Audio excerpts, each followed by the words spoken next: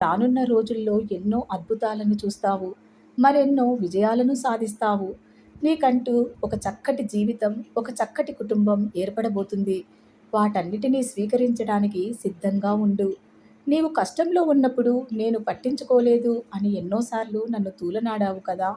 ఒక్కటి మాత్రం సత్యం బిడ్డా. కష్టం ఎప్పుడూ సుఖాన్నే అందిస్తుంది. ఏ రోజు నీ చేతిని నేను వదిలిపెట్టలేదు. కష్టం వచ్చినప్పుడే కదా మనుషుల విలువ, వారి మనస్తత్వాలు, వారు చేసే నమ్మక ద్రోహాలు, చీకటి కోణాలు ఇవన్నీ వారి గురించి నీవు తెలుసుకోగలిగేది. నిప్పును తాకితే చేతులు కాలిపోతాయి. అలాగే నమ్మక ద్రోహులను నమ్ముతూ పోతే జీవితమే బుగ్గిపాలవుతుంది. కొన్ని నిజాలు, కొందరి మనస్తత్వాలు తెలియాలి అంటే నీ వద్దకు కష్టాలు రావాల్సిందే కదా! అప్పుడే కదా ఎవరు ఎలాంటివారో, ఎవరి మనసులో ఎంత విషం దాగుందో నీకు అర్థమయ్యేది.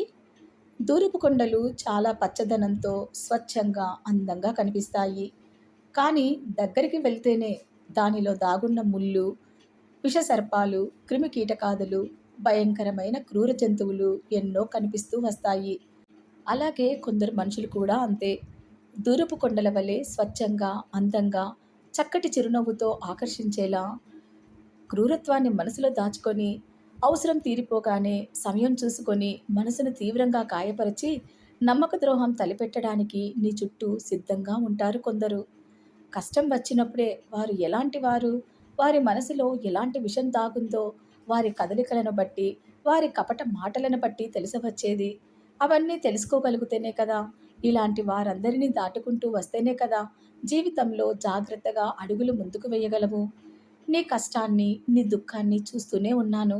కానీ కొందరి నిజస్వరూపాలు నీకు తెలియవచ్చేలా చెయ్యాలి అన్నదే నా భావన. కానీ నిన్ను బాధ పెట్టాలని, నీకంట కన్నీరు తెప్పించాలని నా ఉద్దేశం కాదు బిడ్డా. వారి గురించి నిజాలు నీ ముందు బహిర్గతం చెయ్యాలన్నదే నా ముఖ్య ఉద్దేశం. ఇక ముందు అయినా నీ పట్ల ద్రోహం తలపెట్టిన వారితో అప్రమత్తంగా ఉండాలి.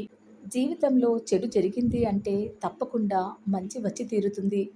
ఒక కష్టం వచ్చింది అంటే సుఖం తప్పకుండా వచ్చి తీరుతుంది. జీవితంలో ఎన్నో ఆటుపోట్లు ఎదురవుతూ ఉంటాయి. అలాగని బాధపడుతూ అక్కడే కూర్చోక నీ జీవితం బంగారుమయం చేసుకోవడానికి నీ ప్రయాణాన్ని ముందుకు కొనసాగించు. ధైర్యంగా అడుగులను ముందుకు వెయ్యి. మంచి మార్గాన్ని నేను చూపిస్తాను. నీ వెంటే తోడు నీడగా నీతో కలిసి నేను ప్రయాణం చేస్తాను. చక్కటి జీవితం నీ ముందు ఎంతో భవిష్యత్తు దాగుంది. దానిని అందుకోవడానికి సిద్ధంగా ఉండు. శ్రద్ధ, సబూరి, నమ్మకం నా పైన నిరంతరం ఉంచుకో. నిరంతరం నా